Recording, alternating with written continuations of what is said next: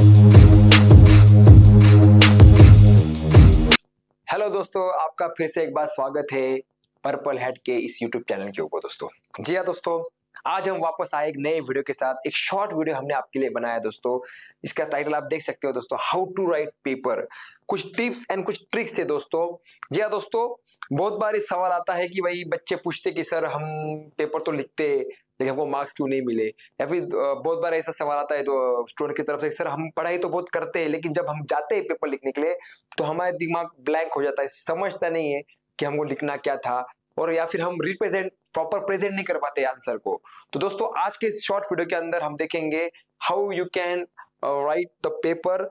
इसके अंदर कुछ टिप्स एंड ट्रिक्स है दोस्तों, और ये भी देखेंगे हम कि जब पेपर चेक करने वाला जो होता है दोस्तों उसकी क्या एक्सपेक्टेशन होती है, मतलब वो क्या देखता है पेपर के अंदर, और वो उसको मतलब ऐसी क्या चीज है जो आपको अच्छे से अच्छे मार्क्स दे सकता है। आपने लिखा वही चीज है, कंटेंट भी आपका प्रॉपर था लेकिन कुछ लिखने में आपने गड़बड़ की, प्रेजेंटेशन आपका थोड़ा गलत हो गया, तो शायद मार्क्स में थोड़ा कम ज्यादा हो सकता है दोस्तों। तो चलिए दोस्तों हम इस वीडियो को शुरू करते हैं।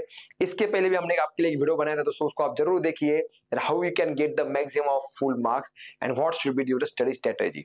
तो देखते हैं दोस्तों आज का ये वीडियो, शुरू करते हैं हाउ टू राइट पेपर। जी हाँ दोस्तों, जब भी आप पेपर लिखोगे आपको ध्यान रखना है दोस्तों, जब भी पेपर आपके हाथ में आता है दोस्तों तो आपको सबसे पहले पेपर 2 मिनट में अच्छे से रीड कर लेना है दोस्तों। आपकी पढ़ाई हो चुकी है, आपने पढ़ाई पूरी तरह अच्छी तरह की है, जैसे मैंने बताया था पिछले वीडियो में कि आपको कोई भी टॉपिक या यूनिट स्किप नहीं करना है, सब कुछ पढ़ाई करके जाना है।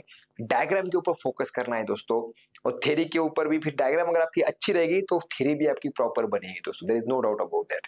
जैसे पेपर आपके हाथ में आता है दोस्तों, आप देख लीजिए कि मुझे कौन सा क्वेश्चन ज्यादा अच्छी तरह आ रहा है।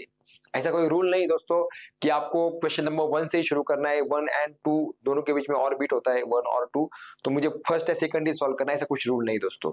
इसके अंदर आप कोई भी सवाल पिक कर सकते हो जो आपको अच्छा आता है दोस्तों। ये सबसे पहला लॉजिक आपको ट्रिक ध्यान रखना है। जैसे आप चले गए फॉर एग्जाम्पल, आपको क्वेश्चन नंबर 7 और 8 के अंदर 8 बहुत परफेक्ट आ रहा है कि आपको लग रहा है कि अरे ये तो तीनों सवाल मुझे परफेक्ट आ रहे हैं, मुझे आउट ऑफ मार्क्स मिलेंगे, तो pick this question number 8, start with that.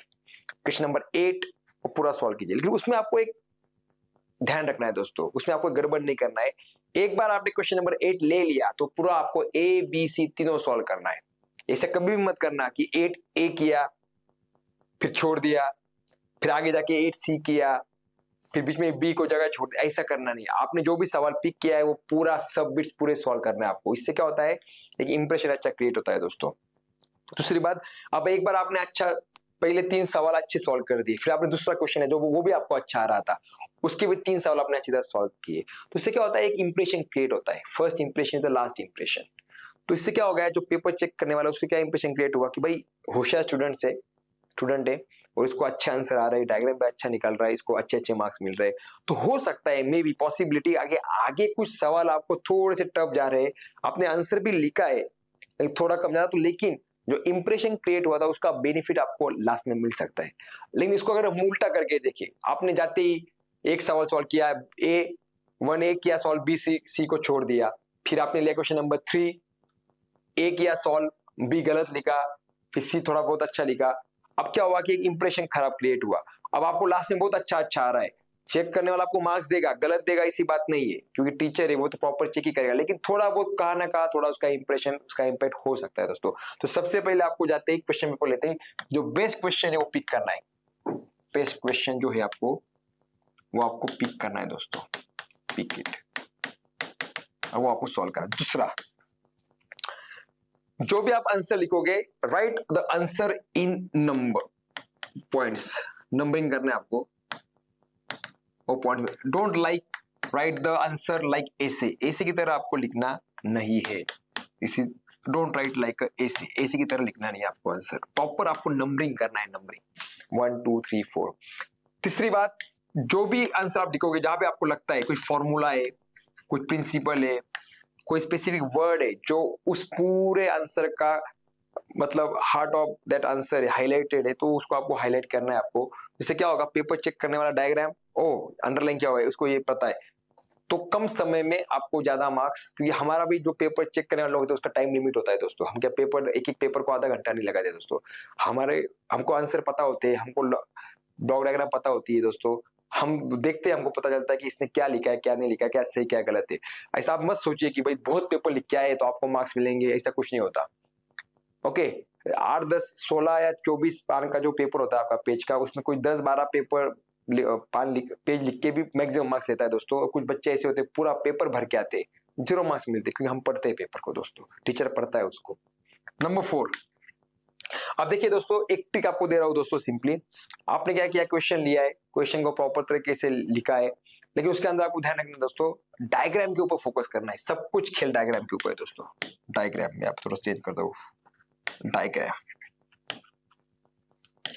Okay, एक पेपर मैंने ऐसा एक बार देखा था दोस्तों, मुझे बताया था एक जन ने कि एक बच्चे ने सिर्फ डायग्राम निकाल के पेपर पास किया है। अब मुझे सवाल पड़ा कि भाई जिसको डायग्राम आ रहा है उसको थ्योरी तो आनी ही चाहिए। यहाँ दोस्तों, जिसको डायग्राम आ रही है, डायग्राम से थ्योरी लिखना कोई बड़ी बात नहीं दोस्तों। हाँ, सिर्फ थ्योरी लिख के आ रहे हैं आप, डायग्राम नहीं, तो हो सकता है कि आपको मार्क्स नहीं मिले, कम मिले, आप फेल भी हो जाओ दोस्तों। तो फोकस ऑन डायग्राम। आप जब भी पढ़ाई करो तो आपको ध्यान रखना है कि पढ़ाई करते वक्त प्रैक्टिस कीजिए डायग्राम की। डायग्राम को देखना है आपको, देखने के बाद उसको बंद कर दीजिए और नोटबुक के ऊपर या फिर स्लेट के ऊपर। आज भी बहुत सारे बच्चे, मैं अभी भी आपको सलाह दे सकता हूँ दोस्तों, मेरे खुद किया हुआ है दोस्तों। मैंने इंजीनियरिंग तक जब किया था तब तक भी मैंने स्लेट यूज किया है दोस्तों। स्लेट के ऊपर आप प्रैक्टिस कर सकते हैं मल्टीपल ऑफ टाइम, कितनी बार आप उसको रफ कर सकते हो। डायग्राम ड्रॉ कीजिए, देखिए कौन सा ब्लॉक गलत हुआ, वापस डायग्राम ड्रॉ कीजिए। तो जब ये विजुअलाइजेशन का खेल है सारा, इतना दिमाग में फिर बैठ जाएगा आपको। जब आप एग्जाम दोगे ना तो आपको रिकवर होगा, फेच होगा आपके दिमाग से, अरे यार मैंने डायग्राम ड्रॉ किया तो उसमें ये गलत हुआ था, एक्चुअली राइट आंसर ये था। तो जितनी प्रैक्टिस आप करोगे लिखने की, ड्रॉ करने की, आप कीजिए, नोटबुक के ऊपर कीजिए या फिर स्लेट के ऊपर कीजिए, ज्यादा अच्छा रहेगा दोस्तों। तो प्रैक्टिस, मोर प्रैक्टिस कीजिए। उसके बाद एक ट्रिक है सबसे बढ़िया पेपर लिखने की दोस्तों। अब देखिए, आपका नंबरिंग, आपने डायग्राम निकाल लिया, सबसे अच्छा क्वेश्चन पिक किया, अंडरलाइन कर दिया, हाईलाइट कर दिया। और एक ट्रिक आपको बता दूं, अगर आपको चॉइस मिलती है न्यूमेरिकल और थ्योरी के अंदर, तो प्रेफर न्यूमेरिकल क्वेश्चन। क्योंकि न्यूमेरिकल के अंदर होता क्या है दोस्तों कि कम समय में ज्यादा मार्क्स मिलते हैं दोस्तों। थ्योरी के पीछे बहुत टाइम जाता है दोस्तों, उतना ही उससे 1/3 समय में या 1/4 समय में, 2 से 3 मिनट में, 4 मिनट में आपका उतना ही मार्क्स आपको एक न्यूमेरिकल देके जाता है। तो आपको न्यूमेरिकल के ऊपर अच्छी तरह फोकस करना है, न्यूमेरिकल के ऊपर। Number 7 tips and trick, don't skip any question. Don't skip any question. जी हाँ दोस्तों, कोई भी क्वेश्चन स्किप नहीं करना है, सब कुछ लिख के आना है। लास्ट में अगर मान लीजिए समय कम है तो कुछ ना कुछ उसके रिलेटेड, उसके रिलेवेंट, उसके आजू बाजू का कुछ ना कुछ आपको लिख के आना है। हो सकता है आपको 1-2 मार्क्स उसमें मिल जाए, कुछ भी मतलब कुछ भी नहीं, उसके रिलेटेड आपको लिखना है, you will get the marks for that. तो ये सारी चीजें आपको ध्यान रखनी है दोस्तों। एक प्रॉपर टाइम टेबल बना लीजिए। मैंने पिछले वीडियो में बताया था आपका, मेरा पिछले वीडियो आप देख सकते हैं दोस्तों, अवेलेबल है चैनल के ऊपर, how you can get maximum marks. वो भी आप वीडियो देखिए, शॉर्ट वीडियो है, ये भी वीडियो देखिए दोस्तों। तो आपको श्योरली ये स्ट्रेटेजी आप कोई भी सब्जेक्ट के लिए यूज कर सकते हैं, सिर्फ बेसिक इलेक्ट्रॉनिक्स के लिए दोस्तों, और किसी कहाँ पे भी यूज कर सकते हैं। श्योरली आप एग्जाम में आपको मैक्सिमम मार्क्स मिलेंगे। फेयर निकाल लीजिए, पॉजिटिव हो जाइए एंड पढ़ाई की तैयारी शुरू कर दीजिए। ऑल द बेस्ट, जल्दी मिलेंगे नए वीडियो के साथ। Thank you very much.